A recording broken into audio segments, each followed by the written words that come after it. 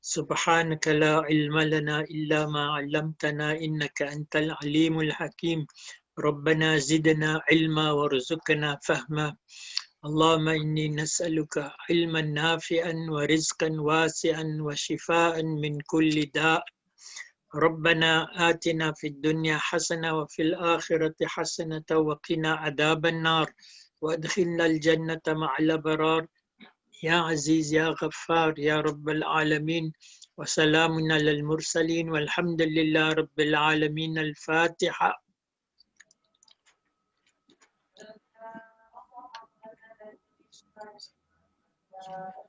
صلى الله على سيدنا محمد وعلى آله وصحبه وسلم وسلام على المرسلين والحمد لله رب العالمين. Shukran jazilan Imam Hussein. Allah subhanahu wa ta'ala always shine his barakah and his nur on you and your family. Amin, amin. And to everyone else. The name, inshallah, that we're going to be doing tonight is the name of Al Basir. Allah subhanahu wa ta'ala is the all-seeing. Now, this is also one of the sifat of Allah subhanahu wa ta'ala. Let me just mute the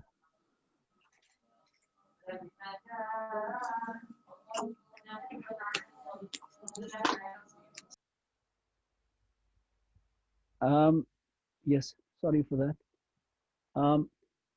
This is also one of the sifat of Allah subhanahu wa ta'ala, and we've dealt with it before. And in the first part, we spent a bit of time on explaining how the eye works. I'm not going to spend a lot of time, but I think it's important for us to understand that if we want to understand the faculty or the ability from a human perspective, we have to just quickly touch on how the eye works and then move on. And as I said, I'm not going to spend a lot of time on that.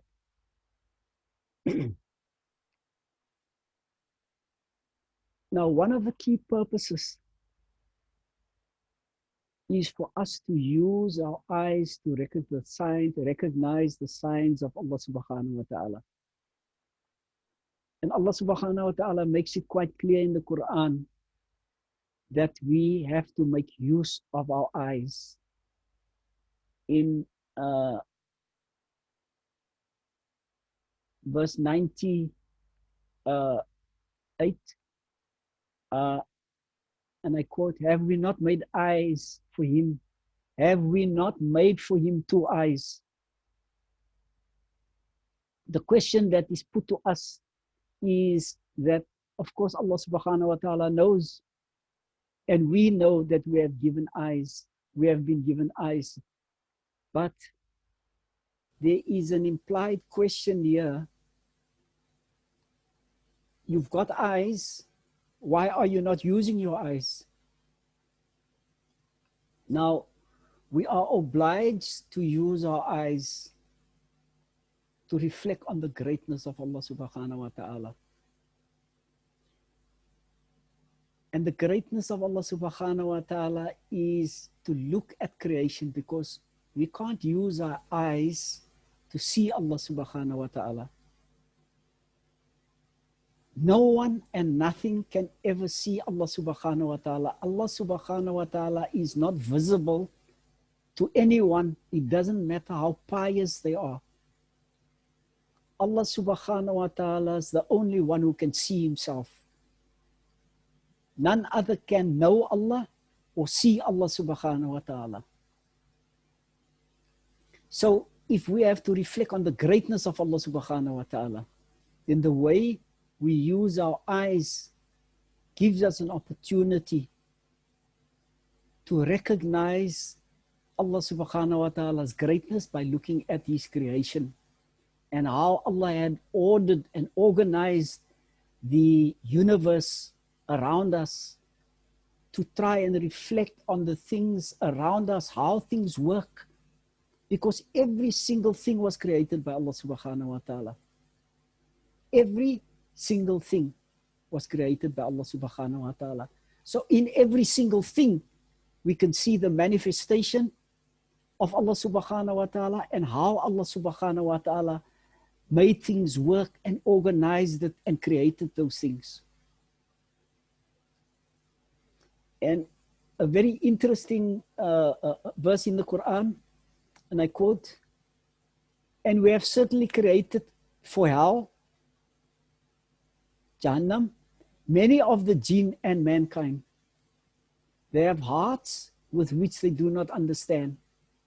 They have eyes with which they do not see. And they have ears with which they do not hear. Those are like livestock. Rather, they are more astray. It is they who are the heedless." Now, what this means is that we should, if we don't use our eyes for the purpose on the reflecting on the majesty and the beauty of Allah subhanahu wa ta'ala, and we only use it for our material purposes on this dunya. We open our eyes because we don't want to walk in the door, or we don't want to fall down the step, or we want to do our work. Now, if we only do it for those purposes, then one of the key reasons why we have been given eyes by Allah subhanahu wa ta'ala is to reflect. And to reflect, tafakkur is such an elevated form of ibadah. And there are various hadith that speaks about the importance of reflection. To tafakkur, so that we can see Allah subhanahu wa ta'ala's greatness in everything around us and wherever we turn our face. And our eyes, as human beings, scientists say that 80% of the knowledge we acquire through our eyes. 80%, subhanallah. So the eyes have a material, a physical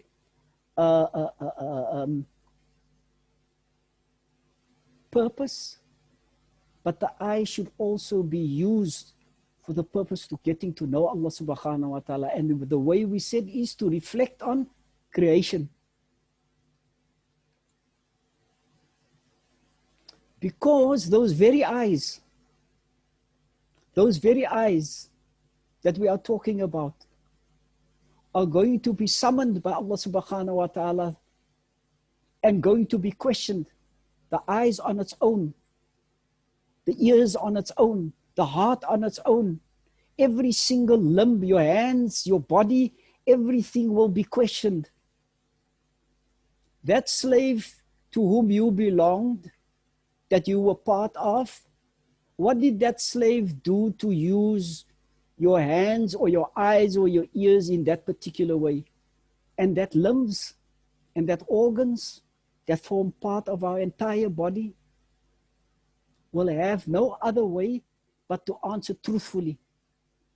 The brain and the heart is not even involved if that particular organ is going to be questioned, because it can only speak the truth when they are going to be questioned. And that is a fact, because Allah subhanahu wa ta'ala says so himself. So getting to know and understand how we can use the eyes is very important. But I thought, let me quickly just go very briefly over how the eyes work. Many of you know this already, but the eyes have very specific limitations. You can't see through objects unless it's transparent. You can't see through a wall. So you can see, but you can't see through a wall. If it's too dark and there's no light around, you can't see. If it's too bright even, you can't see. But the other amazing thing about the eye is that that which we can see is dependent on light being reflected off the object that we are seeing. But we can only see a certain amount of light. We can only see a certain amount of light, and it falls between ultraviolet light and infrared, and there's a small piece which is visible to the human eye. Anything outside that is not visible to us. Some creatures can actually, and animals can actually see outside of what we can see.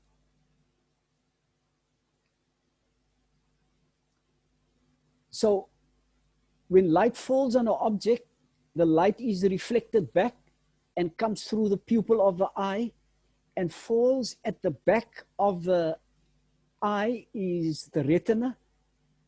It goes through the pupil, it falls on the retina, and the retina has millions of cells, small little cells on it. When the light falls on the retina, it converts that light to tiny, tiny, tiny electrical signals. And that's sent to the brain, and the brain interprets it as a sight or whatever object you are observing at the time. And maybe the final point to note is that the retina, those cells at the back of the eye, now if you recognize how small the eyes are and that there are millions of little cells at the back divided into two types, cones and rods.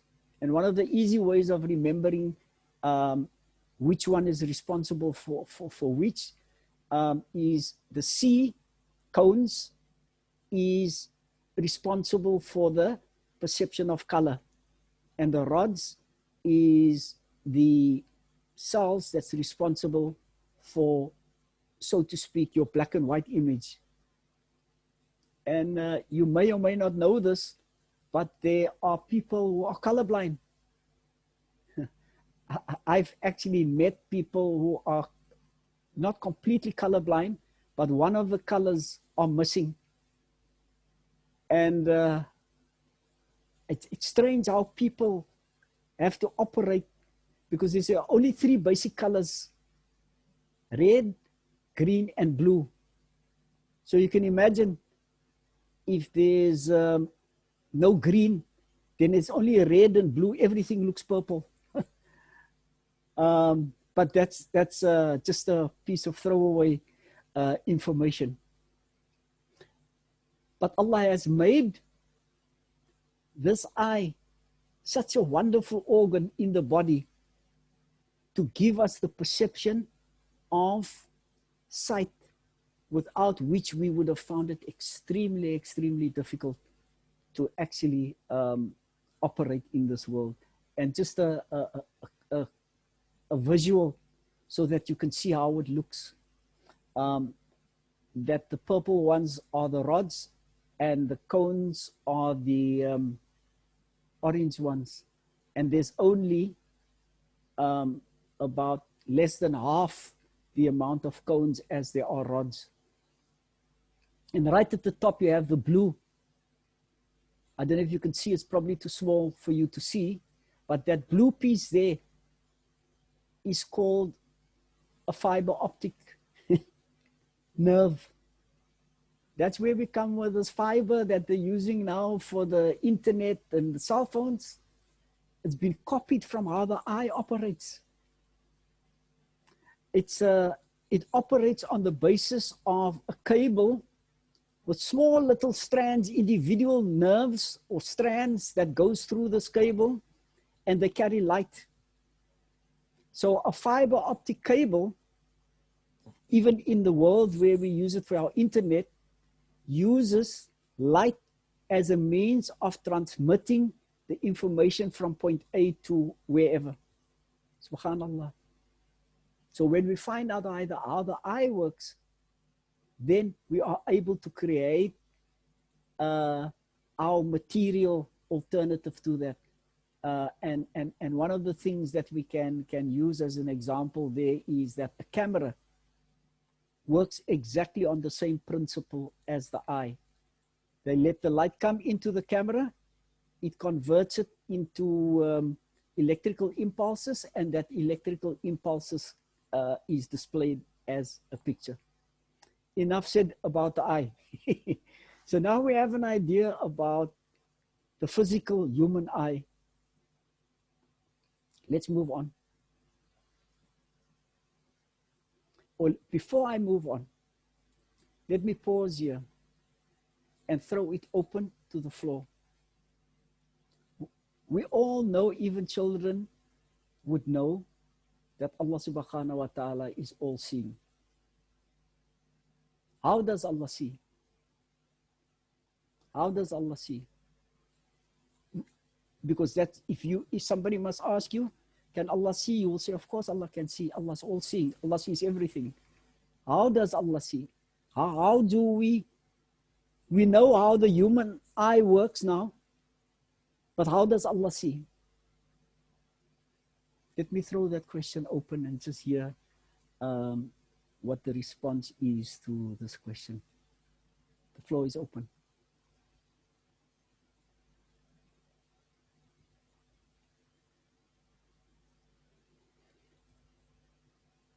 Muhammad Farid, Assalamu alaikum. Do you want to start off with the response?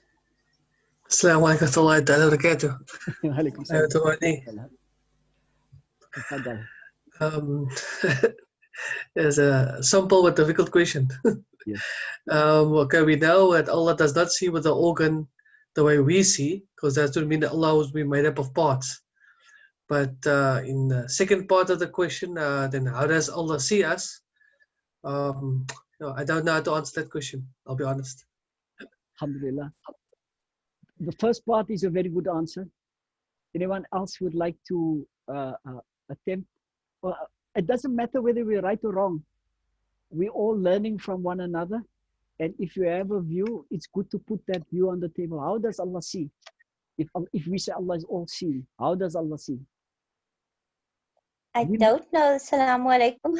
Wa alaikum salam, Aisha. I don't know the answer, but maybe I can just add and say that Allah don't need a trigger to see, like the eye needs light and all that. Allah does not need that. Very good. Very good. That's all. No, that's good enough. That's good enough, because that's an important thing to recognize, that we need light to be reflected off an object to enter our eyes before we can see it. That's why if you keep your hand in front of your eye, then it prevents the light from coming into your eye, then you can't see. In fact, if you don't believe me, you could try it. Or just close your eyelids, then the light can't enter. It shows you that we are dependent on light. Allah subhanahu wa ta'ala is not dependent on anything. So let's just, of course, those two answers are 100% correct. Let me just go on to the next slide.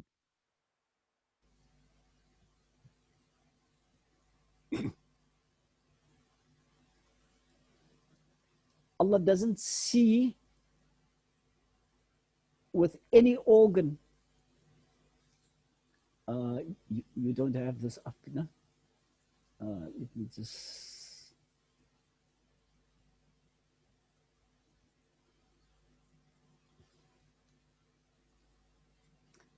There's no organ that is required for Allah subhanahu wa ta'ala to see. So when we talk about Allah subhanahu wa ta'ala seeing, we mustn't envisage or think about that sifat and that name of Allah subhanahu wa ta'ala as Allah using eyes like we use eyes. And one of the key things to recognize is, we said our eyes, if it's too dark or too light or too bright, it's outside the visible spectrum of human beings, that it's in the infrared or the ultraviolet part of the light spectrum, then we can't see. We can't see through objects. Allah subhanahu wa ta'ala has no limitations like that. So nothing limits Allah subhanahu wa ta'ala's ability to see everything. There's no limitations and there's no organ required.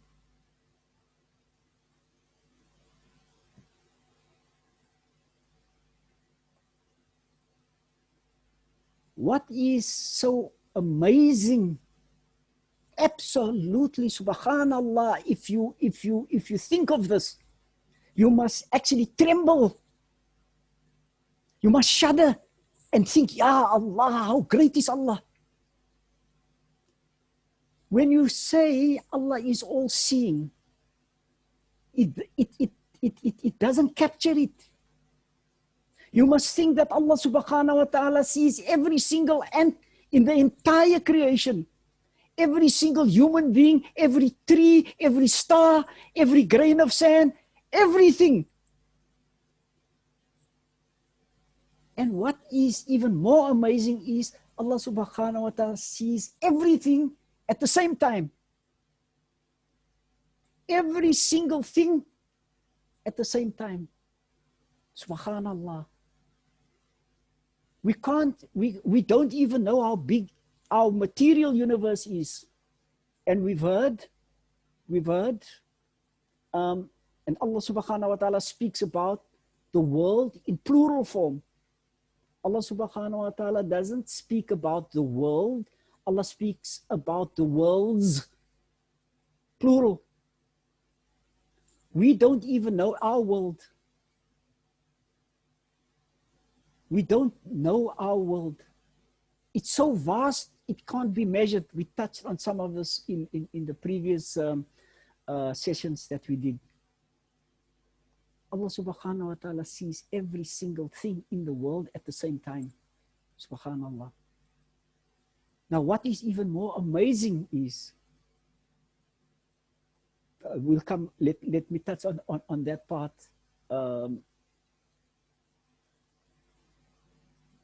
When we say nothing is hidden from Al Basir, you've all heard about the sheikh who took his students and 3 of them and gave them each, what was it, a chicken to slaughter and say, go slaughter it where no one can see you. You all know that story.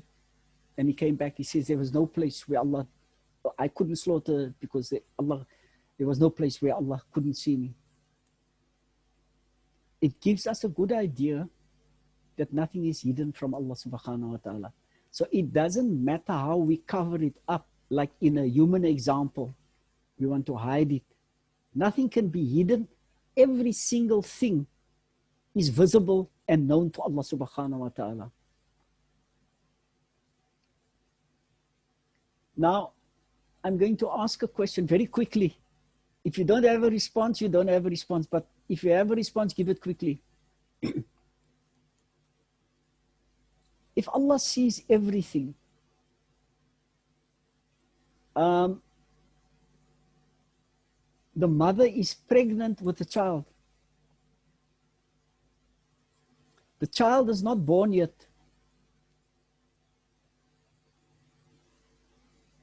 Does Allah only see the child when the child is born? That's the question. Does Allah only see the child when the child is born? Yes or no?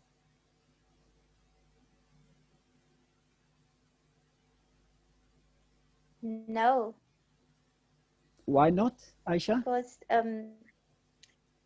Allah is not restricted to time as we know time in the past, the present and the future. Subhanallah. Shukran, Allah shukran. sees. Shukran, Aisha. Shukran. Alhamdulillah. I am very pleased with your answer. It means that your concept that Allah is the creator of time, therefore time never applies to Allah subhanahu wa ta'ala. If Allah had to wait for the child to be born first, before Allah saw the child, it would mean Allah is dependent on something happening in creation,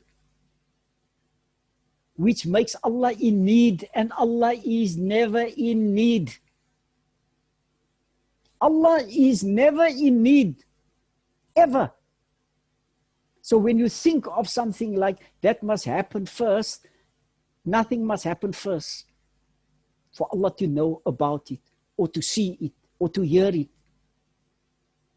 Remember, this question of time is going to come up all the time. It's going to come up. Time is going to come up all the time. Past, present, and future can never be applied or used when we describe Allah subhanahu wa ta'ala. Allah subhanahu wa ta'ala knows every single thing, sees everything,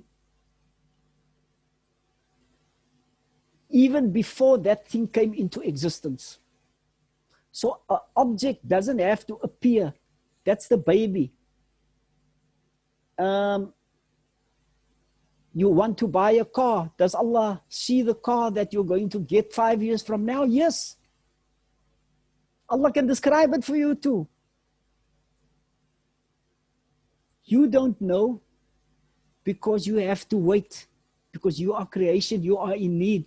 Allah is never in need. Allah doesn't have to wait because Allah's knowledge encompasses the beginning till the end of creation. Allah already knows every single event that's going to happen from the beginning of time till the end of time. Allah knows every single thing. Before that thing, before creation even came to existence. So what does that show us? Another mind-boggling fact should hit you now. If time never applies to Allah subhanahu wa ta'ala, so all those ants and trees and blades of grass and leaves and people, because we have a number that we can attach to the amount of people on the planet, it's easy to use that as example. 8 billion people on this planet. Allah doesn't only see all 8 billion people. Allah sees at the same time every single person from the beginning of time till the end of time, all at the same time. Not only us who are here now. Allahu Akbar. Allah. Allah. Subhanallah. Subhanallah. You must, when you fathom that and let it enter your heart, you must feel it. How great Allah subhanahu wa ta'ala is. So don't just say Allah is all seeing and then you walk on to make the next point. Feel the name. Feel it. From the beginning of time till the end of time, everything that existed, Allah sees everything at the same time. Subhanallah, Subhanallah, Allahu Akbar. Ya Allah, Ya Rabb.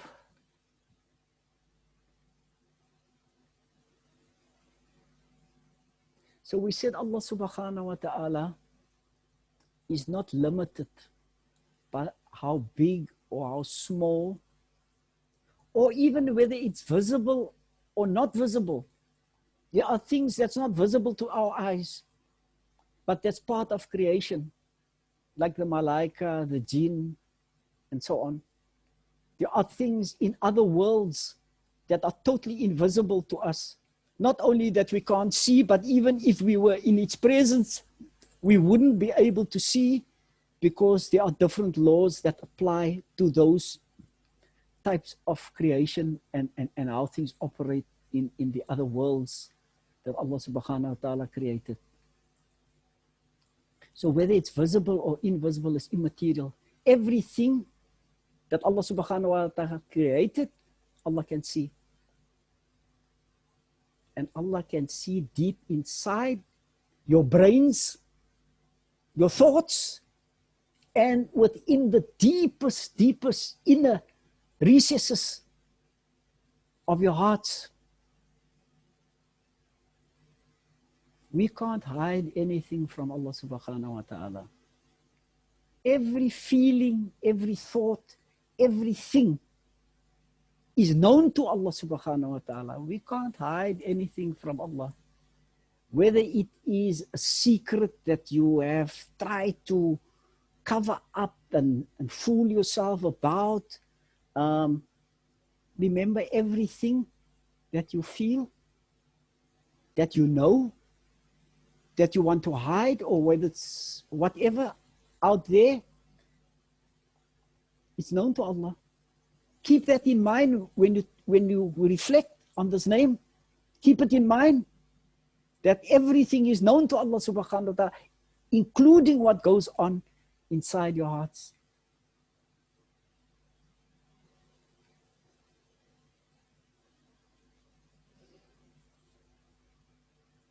Now, one of the things to confirm, or the proofs, as the scholars have referred to this kind of point. In the earlier years, when people were discussing the question of the oneness of Allah subhanahu wa ta'ala, tasawwuf and Tawhid, they had to motivate with logic. And it had to withstand not only the scholars, the Muslim scholars of the time, but it had to withstand the other religions of the time and the philosophers of the time, who were not necessarily attached to any religion whatsoever. So it had to be extremely logical, and it had to make sense. And Allah subhanahu wa ta'ala gave us minds to think. So one of the proofs would be, if we make the statement, and this is the statement, that Allah was all-seeing before the beginning of creation. The answer is partly there. Allah is not dependent on the trigger from creation. But where is the proof of that statement to the first part? How does the second part prove the first part of the statement? Allah was all-seeing when creation didn't exist. Because Allah is not dependent on a trigger from creation. The proof of that is that if Allah had to wait for something to become visible, or to be born, or to come into existence first, it would mean that Allah's waiting on something to happen in creation, because before that sifat of being all-seeing can be activated. So almost like the trigger is coming here and that switches it on. That would mean two things.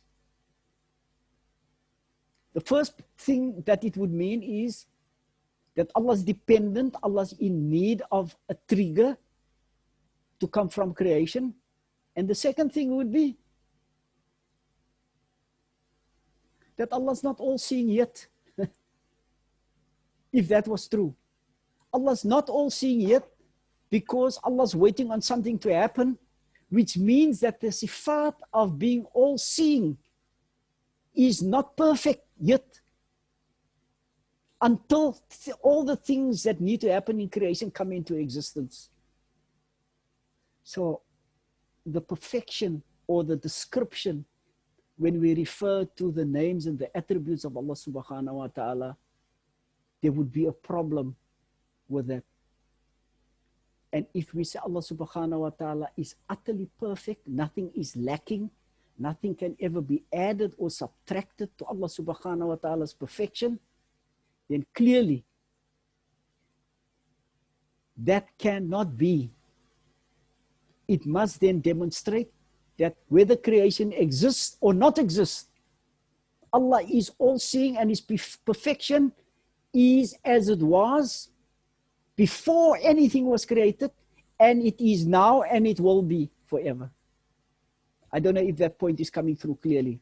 It's important to, because the same would apply in large part, and we're going to come to that, the one of all hearing.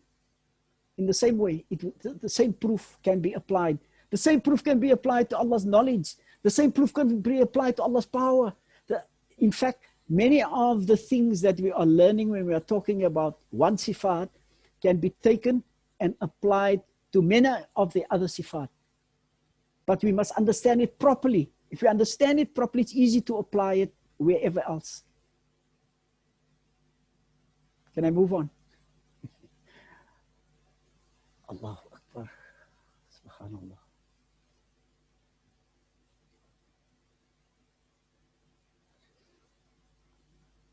Allah subhanahu wa ta'ala is all seeing. Why are we engaged in this exercise of getting to know Allah subhanahu wa ta'ala?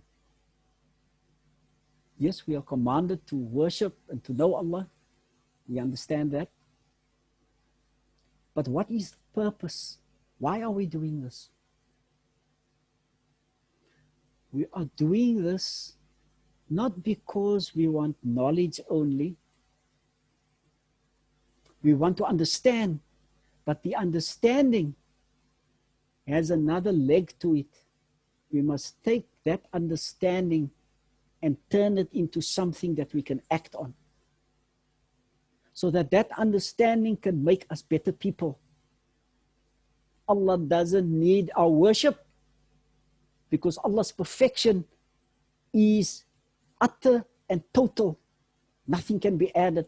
Whether we worship or don't worship, whether we sin from the beginning of time till the end of time, the entire creation does that.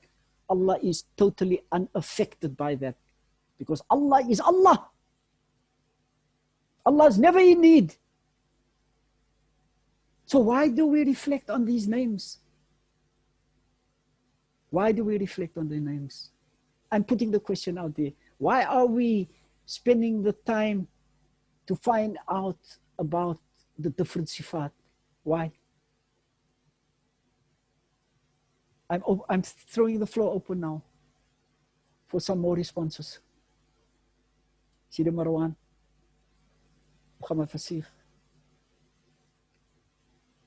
Sidi Marwan. But sir, I think for me personally, the reason why we are going into the names of Allah subhanahu wa ta'ala is so that we can try and understand Allah subhanahu wa ta'ala, because ultimately Allah's true nature is beyond our capacity to understand. But through these names, we gain access to the qualities of Allah subhanahu wa ta'ala, for us to gain a sense of a sense of who Allah subhanahu wa ta'ala is, outside of the realm of who Allah is in Allah's entirety, which is infinite. Marwan, you wish to add?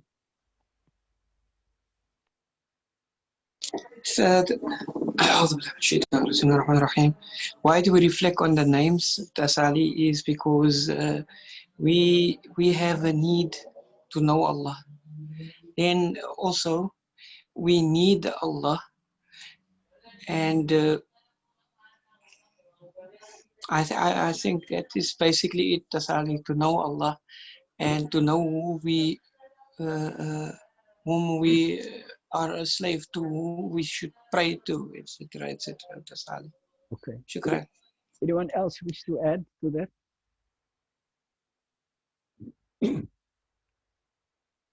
Anyone else?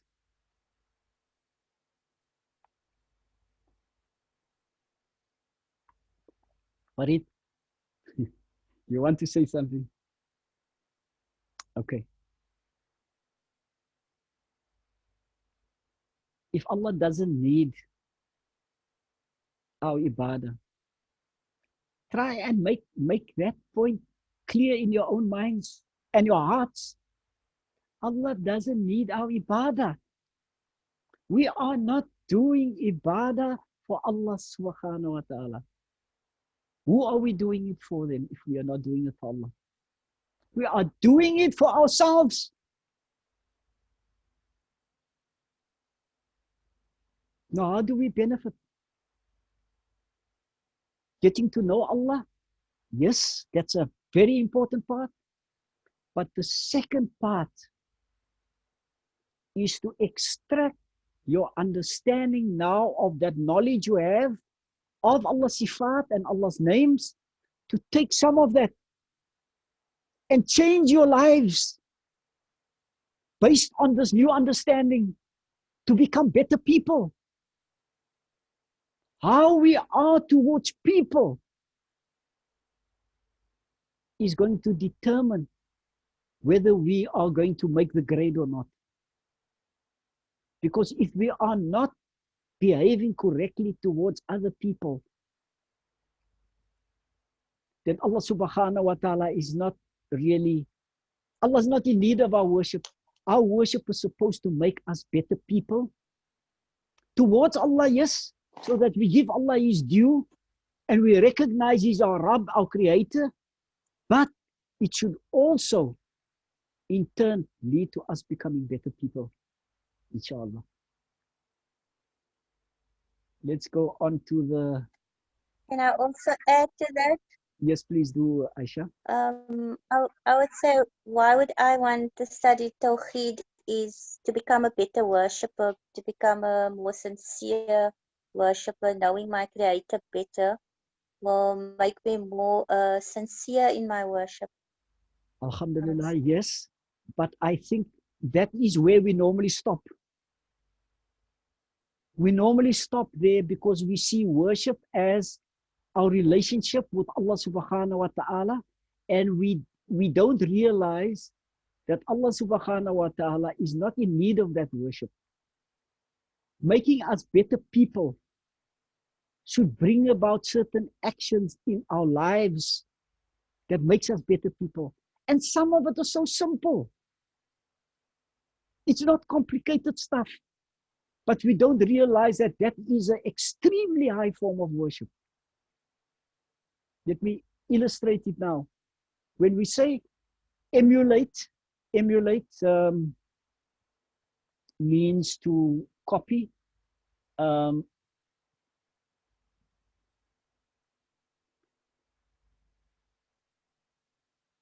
Emulate means to copy, to imitate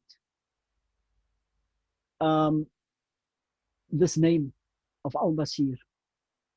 You can't be like Allah. You can't copy Allah's ability to be all-seeing. But if we recognize Allah as the creator and we are the slaves, then what do we extract from this name to become better people? We're talking now about Allah being all-seeing. We are not all-seeing. We are limited.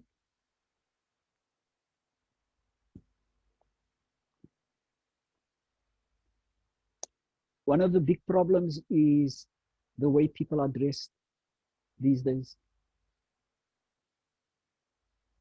And I'm not necessarily talking to the people who are part of this session now, but if you look at people, when you go out shopping or you are even watching things on TV or the media, the newspapers, then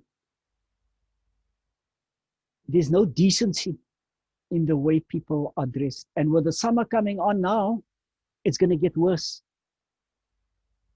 I don't even want to think what's going to happen if lockdown has been completely removed and we go into the summer months, what the world is going to look like around us. It's a terrible thing, and we must be careful that we don't place ourselves consciously in environments where we can be exposed to these things. It's not sometimes under our control, but where we have a choice, don't even be tempted if you know that that's going to be the kind of environment that you're going to be moving into. But then we get to the other thing. And we're not only talking about people who are unmarried, We are talking about, in fact, I think it's equal whether the people are married or not married. Whenever there are people of the opposite sex congregating for whatever the reason might be, then you have this problem of people being tempted to check out the opposite sex. How we use our eyes in those kinds of environments is important. Don't say no, they're appropriately dressed. They can be completely appropriately dressed, but you can check out people with other intentions. Allah subhanahu wa ta'ala warns us in the Quran, verse 7:26. And I quote, O children of Adam, we have brought down to you garments to cover your private parts, as well as for adornment, yet the garment of reverence is the best. Reverence, to make high, to praise, to worship, to revere. What Allah is telling us here, I've given you that, so you must dress appropriately, and it's okay if you do it to beautify yourself, as long as you do it for the right reasons. You're not going to do it consciously to attract the attention of the other people. And that goes for the men too. That goes equally for the men as it goes for the women. Even just how you dress. When you stand in front of the mirror and you brush your hair and you check out that last thing, how often don't you have an image in your mind of who you're doing it for? And that person is often not your spouse. Be careful. We fall in that trap and we don't do anything about it because it's just in our minds and in our hearts. Don't forget what we said. Who sees that thought? Who sees in your heart? Remember that.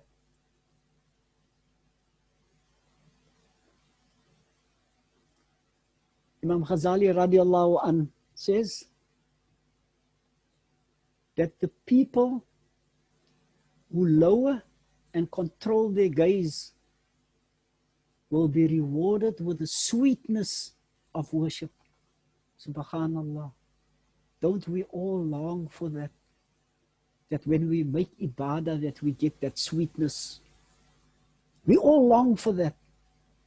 Allah subhanahu wa ta'ala, if you do this, you will get that as a reward.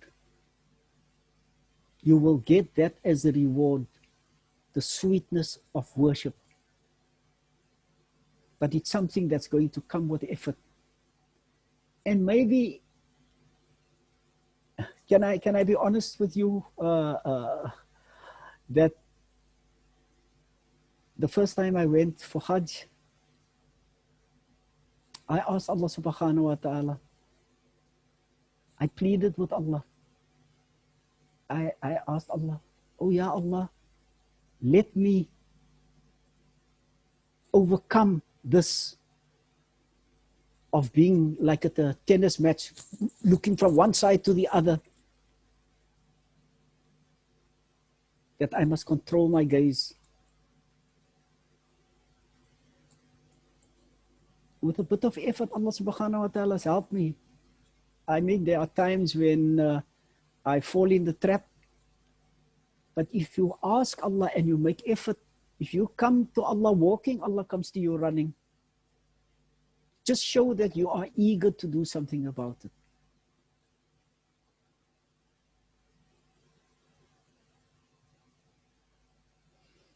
Rasulullah sallallahu alaihi wasallam said, the worst blindness is the blindness of the heart.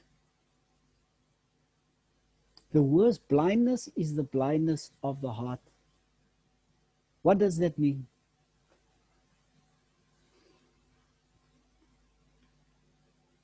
If you see hardship around you and it does nothing to you and you just walk past it, you don't even notice it, then you have a heart that's blind. Because a heart that's not blind will notice the hardship, will immediately think, what can I do to bring about relief? That heart is not blind. It recognizes the difficulty, but it also recognizes the opportunity. And that is what we must realize. That when you see the hardship of others, it's like Allah subhanahu wa ta'ala is making you look at an opportunity. And how many opportunities don't we just walk past without giving it a second thought?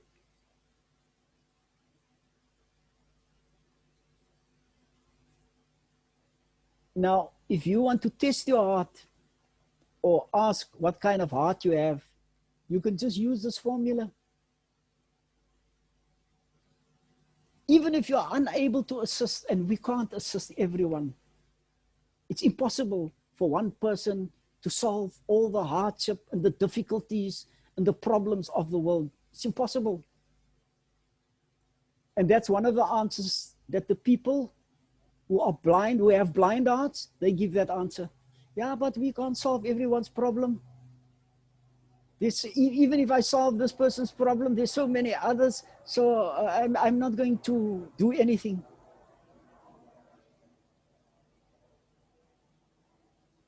You must do something. But if you can't, for whatever your reasons are, if it's a genuine reason, then you must have a feeling of discomfort. You must have a feeling of almost guilt that you are not able to assist. You must feel awkward that you've seen this hardship and yet you can do nothing about it. That will display whether you have compassion and whether you have a heart that's not blind.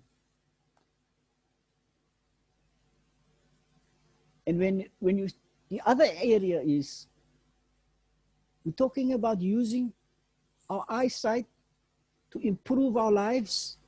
We're looking at this of the name and the sifat of Al Basir and trying to extract from that. What we must extract is when you see people doing wrong, whether in your home or whether at work or whether in the environment out there, it doesn't matter where, when you see wrong, you can't just ignore it. You can't just ignore it. The hadith is quite clear and we all know the hadith. And this is just a reminder to all of us. The hadith says that if you see something wrong happening, then you must actively do something to correct it. Act on it. Do something about it. And if you can't, you should at least speak out against the wrong. But don't speak out against the wrong and do nothing if you could do something. This is only if you cannot do something to correct the wrong. Then you speak out. And then the other one is, at least if you see somebody doing something wrong, you don't know the person and you don't know what to do, so you're not going to speak out. At least look at them with women can do it much better than men. Just geel net 'n kyk. Look at them in a way that shows you are disapproving of that wrong. And if you think that's going to get you into trouble, or you don't even want to take a chance with that, then at least feel in your heart that that is wrong what that person is doing. This is something that we all know, this hadith, but it's something that we don't practice the way it ought to be practiced. We hot and cold, we switch on and off, and there are times when we're just blind and we just walk past the wrong. Doesn't mean you have to put your safety at risk. And whenever you see a man doing something, smacking a woman, you jump out of your car and you smack him and you get into a fight. We're not talking about being reckless about acting and even speaking out at the correct time.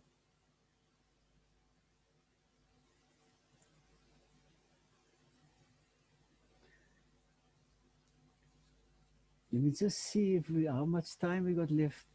Sure. Okay, I'm gonna try and just speed it up a bit so that we complete this name, inshallah. We know this hadith, excellence or ihsan, excellence in faith is to worship your Lord as if you see him.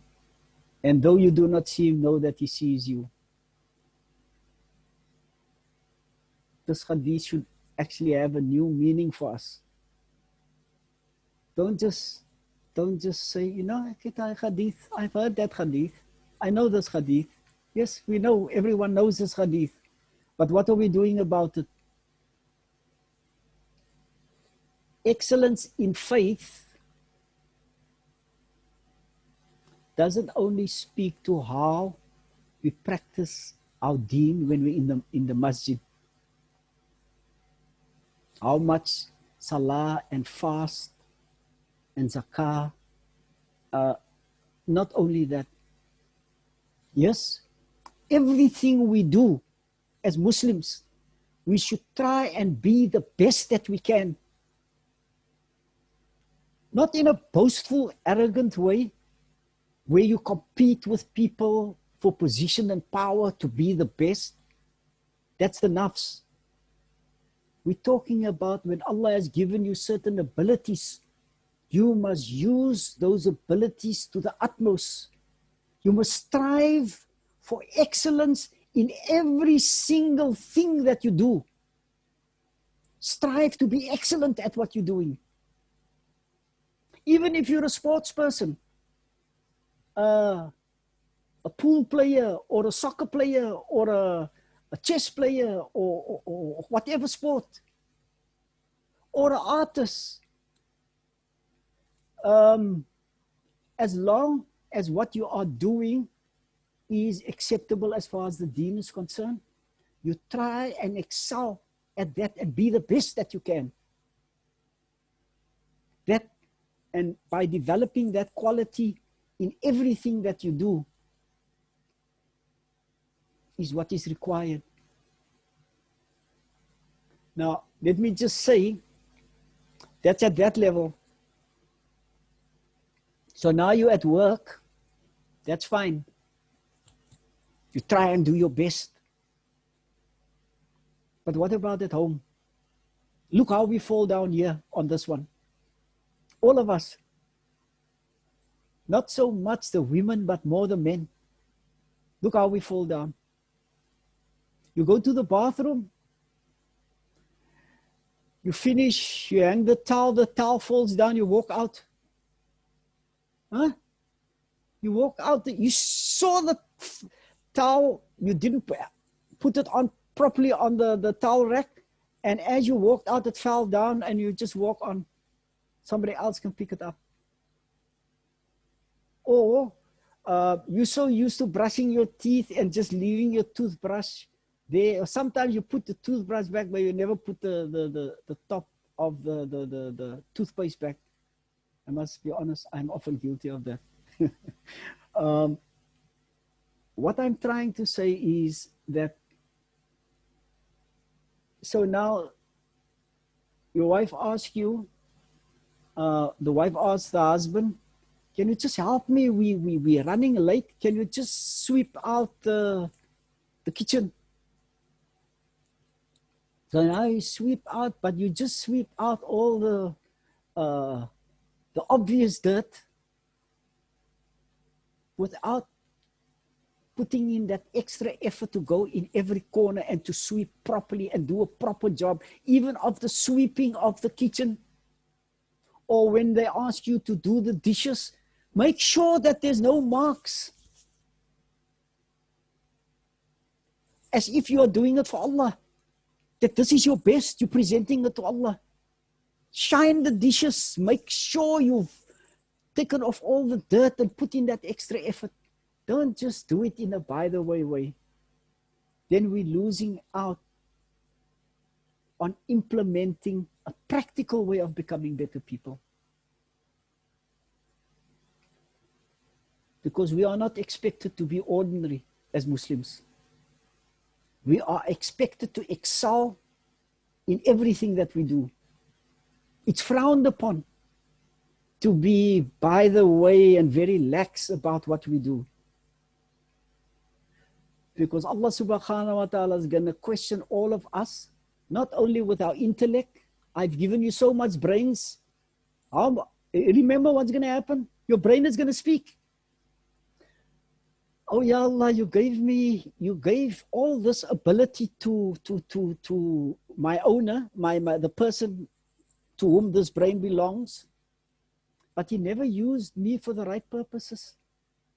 He only used it for work, but he never used it for the deen or to understand complex matters. He ran away from it, but yet you gave him the ability. So your brain is going to speak. And your talents. So Allah made you a good soccer player, exceptional soccer player. And you didn't use it.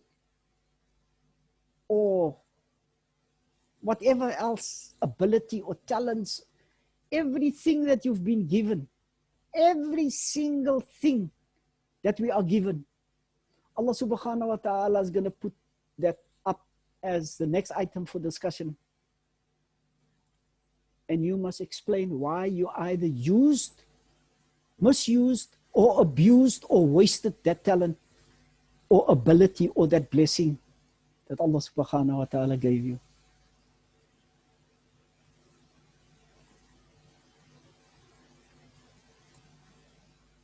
The fact that Allah subhanahu wa ta'ala is all-seeing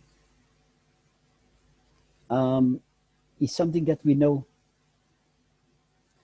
But the more we reflect on this name, it should prevent us from being lazy or disobedient or doing the wrong things, whether it is secretly or in the open. Know that Allah subhanahu wa ta'ala not only observes your actions, but also sees what you do secretly. Because Allah says so himself in the Quran 49:18. Open quote, verily Allah knows the unseen of the heavens and the earth, and Allah is the all-seer of what you do. Subhanallah. Another reminder. There's so the name Al Basir is used more than 40 times in the Quran. More than 40 times. It's constantly being referred to all the time as a reminder for us. What are we going to extract from this? And I've just put up this point. We don't want to do things. No, my mother's there, or my father is there, or my sheikh is there. I can't say or do this. And you don't do it, and you curb yourself from doing the wrong things. But yet Allah's watching all the time. We don't even worry. So now your sheikh walks over your mother, and then you go and do the other things, whatever it is that is not acceptable. And we do the worst things in the sight of Allah, but yet we give attention to people around us, no matter who or what their status is. Before I go on to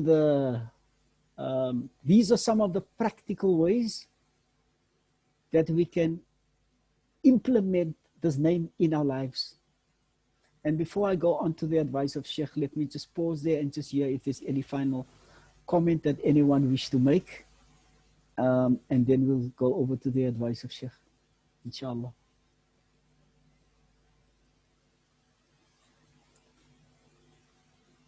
The floor is open.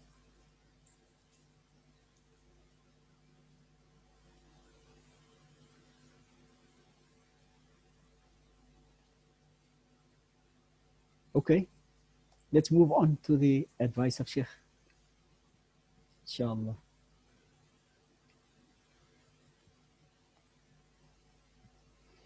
حفظ الله Sheikh Hazim, حفظ الله.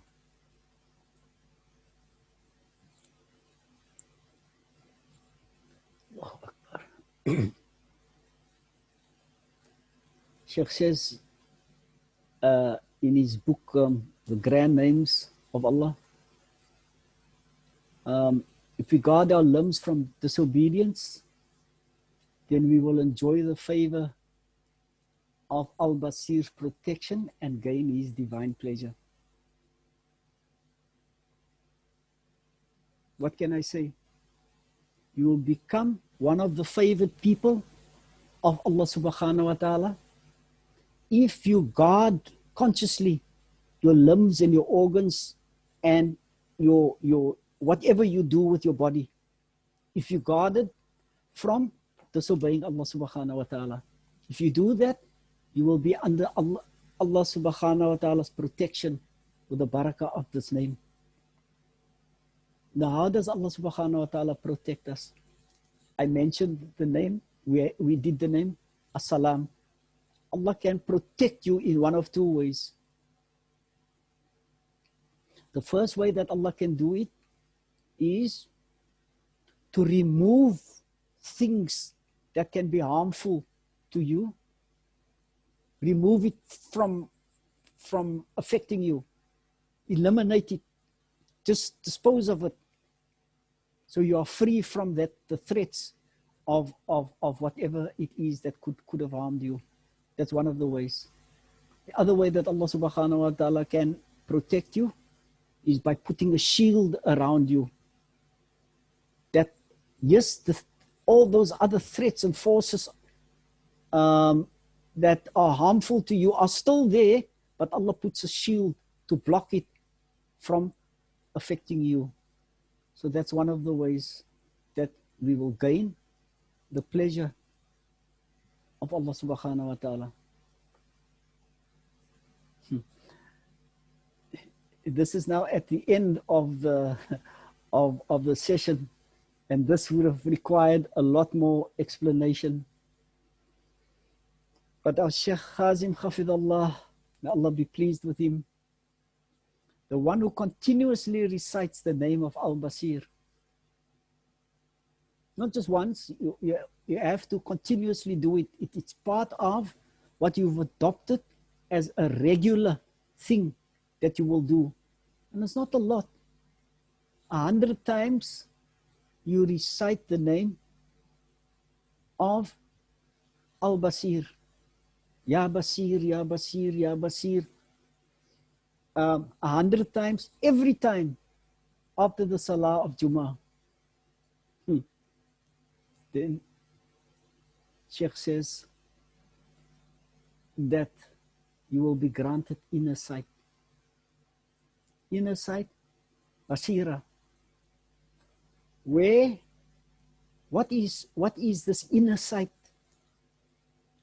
We know what is the outer sight, we dealt with it.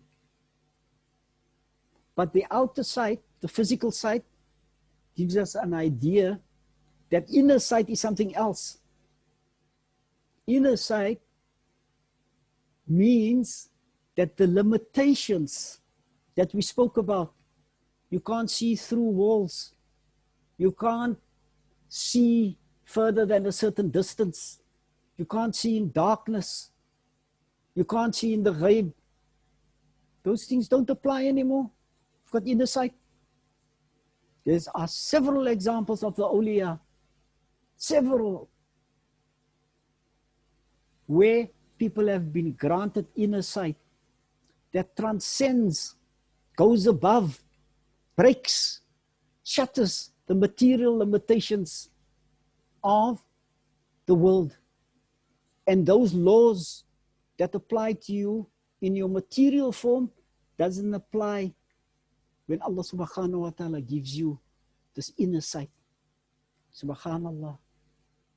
How blessed are the people who have been granted this ability. Subhanallah. And Sheikh Hafidullah also says that they will be granted righteous deeds and words. Now, it doesn't mean that you can do what you want. You have now taken on this name of Al Basir, and you're continuously reciting it, and you've made it your companion, and it reminds you to behave in the correct manner, in a manner that's pleasing to Allah subhanahu wa ta'ala, then as a reward, Allah will protect you from doing the wrong things and facilitate for you to do the right things and to say the right things. You'll be granted wisdom and insight so that when you speak with the barakah and the nur of this name of Al Basir. So that is what our Sheikh says. Alhamdulillah, I want to leave it there and just take a final round of questions if there are any, or comments. I think this is an extremely powerful name. I would urge all of us to go back to this name. Don't think that you know it. I may not have touched on everything that there needs to be touched, but take this name as one of those special names that you can learn from as a practical way of improving your own life. So inshallah, I'm going to end off there and just take the final round of comments or questions if there are any. The floor is open.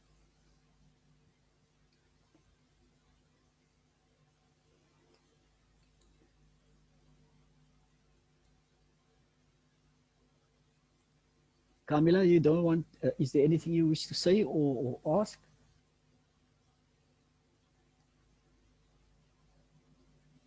Or anyone else?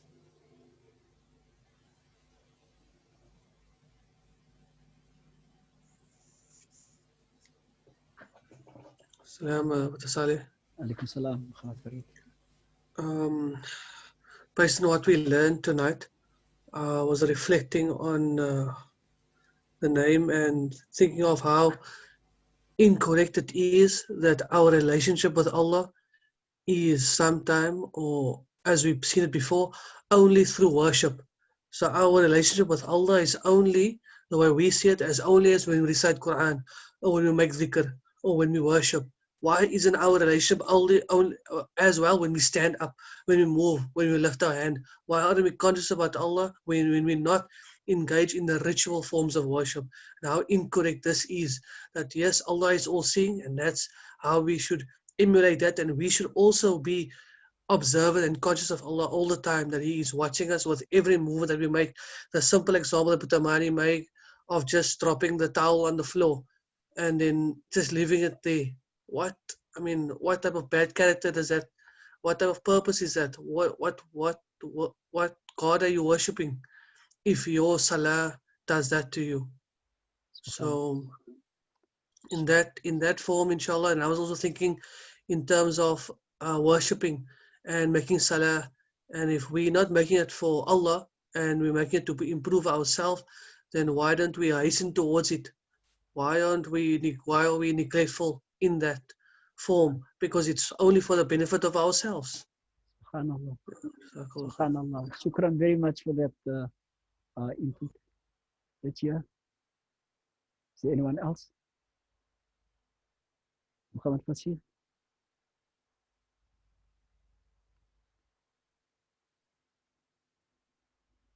Or one of the women? Kamila doesn't want to say anything? Assalamu alaikum. Walaikum I had a bit of a noisy background, so I didn't want to speak at the time. Okay. And I just want to comment and say that I do appreciate the elaboration on, just the understanding of the name. Because I would have understood it just, plainly, or seeing Allah's always watching, but I think with your, explanation about the eye, it puts things more like into perspective. And, just the way you delve into it. I appreciate that. Shukran.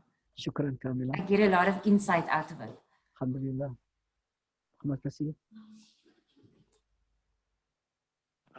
First of all, I think in terms of the sifat, there's a lot in it for us, because sight is something that we engage with this world so in a way that we can appreciate what we see. But also it is, it's not just sight, but it's insight. And the amount of insight as well as sight that Allah subhanahu wa ta'ala has that encompasses this every speck of this dunya. And then Allah subhanahu wa ta'ala, who is all-knowing, then understands each and every single thing about each and every single thing about those specks across the universe.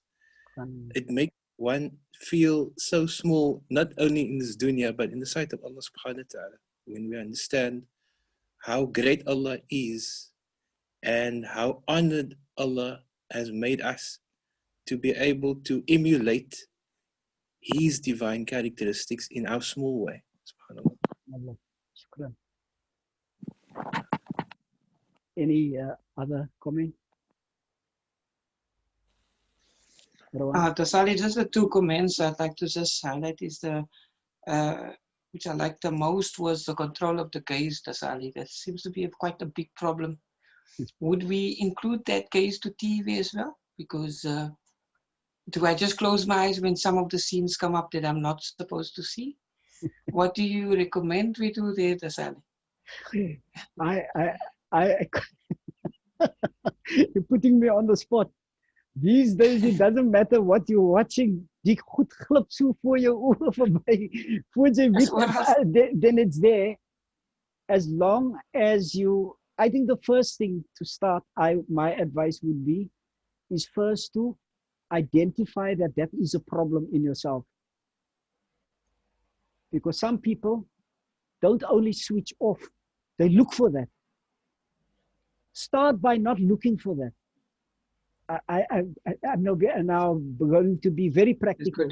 If you know that that is the kind of movie or program where you will have this kind of problem, don't go near it. That's your first test. If you are watching something where some of these other things happen that you know is not correct, and you didn't expect it, and you can't stop yourself, then stop yourself.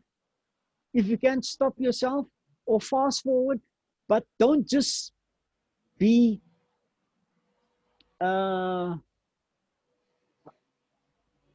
don't become so indifferent to it that say, well, I've got I'm going to cover up. This is one of my problems. You've heard people say, I've got this problem. I swear a lot. So that's the one thing that Allah's going to punish me, but I can't help it. I swear a lot. Don't treat it like that. Treat it to say, this is a problem. Inshallah, I ask Allah to help me. If you turn to Allah, then the solution is there. The solution is there. But you must have, you can't go to Makkah and think that Makkah is going to change you if you don't put the effort in. In the same way, you can't turn to Allah and you make no effort. You must put in the effort to do something about it, and I would start there. Recognize it's a problem and do what you can. Don't do everything and then you can't keep up with it and you fall back. Rather do enough and do it consistently. Muhammad Fasir? I decided just to latch into that because I think it's quite a big problem for all of us as human beings. Because, I mean, we see what we're not supposed to see, and we hear what we're not supposed to hear, and we say what we're not supposed to say. But I think also, coupled to the lowering of the physical gaze, it's also the lowering of the spiritual gaze and attaching our hearts to things that it's not supposed to be attached to. So I think firstly is to make dhikr to Allah subhanahu wa ta'ala on the aspects of the things that we know we can't, and appeal to Allah subhanahu wa ta'ala to help us, because sometimes we feel that we're powerless, but the help is there from Allah subhanahu wa ta'ala. But why don't we want to go and seek it, in a sense? So we say, I'm powerless because I can't do this, or I'm powerless because I can't do that. But yet Allah subhanahu wa ta'ala is there with the capacity to be able to assist us and to transform us internally from one state to another. And I think also the other thing is that in terms of, look, yes, everywhere we go, you open your phone, you're playing a game and an ad pops up with a half-naked woman. Or you watching TV and it's the news and then the ad comes up and it's something you're not supposed to see. Or you're driving down the road and there's a billboard that you're not supposed to see. So it's not that we will never be able to avoid it in terms of entirely. But I think that if we train ourselves to say that my sight is for Allah and my hearing is for Allah subhanahu wa ta'ala, then I think when we start doing that, then it makes it easier for us to turn away when these things do happen, because we can do it in Ramadan. Because we're so hungry for the blessings of Allah subhanahu wa ta'ala in Ramadan that we stay away from the things we're not supposed to do. We won't swear in Ramadan. We won't do anything that we normally feel powerless over. We won't do that in the month of Ramadan because we're hungry for Allah's blessings. So I think let us be hungry for Allah's blessings outside of Ramadan as well, inshallah. Alhamdulillah. Can I just say one more thing on what you said? It's not just a problem for men gazing. The problem of gazing is a problem for women, not women necessarily gazing at the man. That's one part. We're familiar with the right and wrong of that. But it's wrong for a woman to consciously make her into an object that can be observed. In other words, make yourself so that you are noticed. Because you are now just making it extremely difficult for people to miss you. Either because the way you are dressed or whatever it is. Women will know that better than men. So yes, it is for women to also lower their gaze, not to check out things that they're not supposed to check out. And it's also to take the precaution not to dress themselves up and present themselves in certain situations where they know they're going to stand out and be noticed. And then it creates a problem for the men who are in the vicinity. Look, this is going to be a personal challenge for each one of us. All of us must go back and to say, how can we actually take this name and implement it in our own way? At the end of the day, it is between us and Allah. Allah will be the judge. Have you made effort or have you not made effort? Unfortunately, now that we've all learned from one another and discussed the issue, and we understand it in this particular way, that's also going to be brought up at the day when we're going to be questioned. Were you exposed to that understanding or not? Oh, you were exposed then in your life. What did you do thereafter? So knowledge adds a burden also. The burden of having to act on it. And I think that is what I hope, inshallah, Allah will give us the ability and the steadfastness to work on it. We're not saying eradicate everything all at the same time. So see, Malaa'ikah, Allah doesn't expect miracles from us, human beings. And Allah knows all our weaknesses. But we must turn to Allah for His support. Turn to Allah for His support. And we will find many of our answers there, inshallah. Okay. Let's just hear if there's the absolute final comment that people wish to make. Anyone wish to make the last comment? Then we'll do the closing dua, inshallah. Is the Amina still with us? Assalamu alaikum, Manie. Wa alaikum salam, Auntie Amina. I always wait. Welcome, Manie. I want your comment. I want your comment. I always appreciate it. Alhamdulillah. Ik het alweer gedankt dat Manie gepraat het van Al Basir aan die begin. Toen kan met Manie onthou ek het nog gesê van die donkerste nag en die swart the black ant on the darkest night on the black rock. Yeah, I remember that. Yes. Yes, maar ek dink nou as 'n mens dit nou toepas in jou lewe, Allah kan sien in alles en Allah kan sien in jou hart. So even ek dink as van die ria, as 'n mens nou het, as jy kan acknowledge dat jy dinge doen om vir mense te wys en you know, as jy ek dink maar net 'n mens moet daaraan werk as jy miskien ria het en alles sien wat in jou hart aangaan. Allah sien alles. Ek dink nog. Shukran ki Amina. In fact, it's a reminder to all of us that often, in fact, may Allah forgive me, this has been a reminder to remind all of us about that particular point about Allah. When Allah sees in the heart, Allah can see whether you are doing it for Allah's sake or whether you are doing it for your nafs. And I forgot to mention that because that is a big, big problem. We do things for status, for position, to show off, whatever the reasons are. And you try and cover it up and disguise it. But Allah can see, oh, I do it for that reason.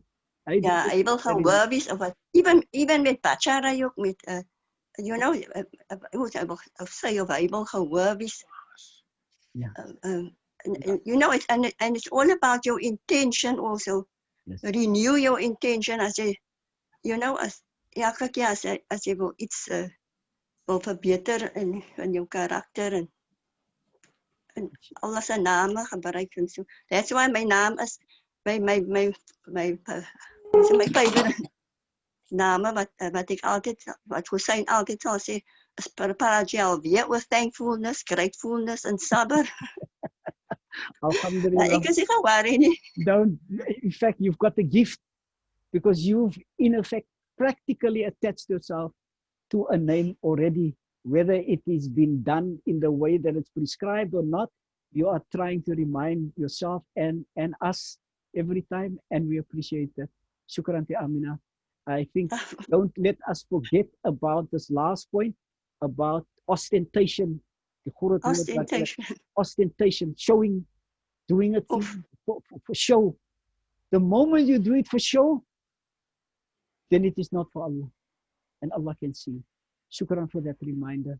We're going to ask Imam Hussein to make dua for us or to say. Imam Hussein zal net sê, Basir. Tafadhal Imam Hussein. Bismillahirrahmanirrahim. Alhamdulillah Rabbil Alameen. Wassalatu wassalamu ala asrafil mursaleen. Sayyidina Maulana Muhammad wa ala alihi wa sahbihi ajma'in.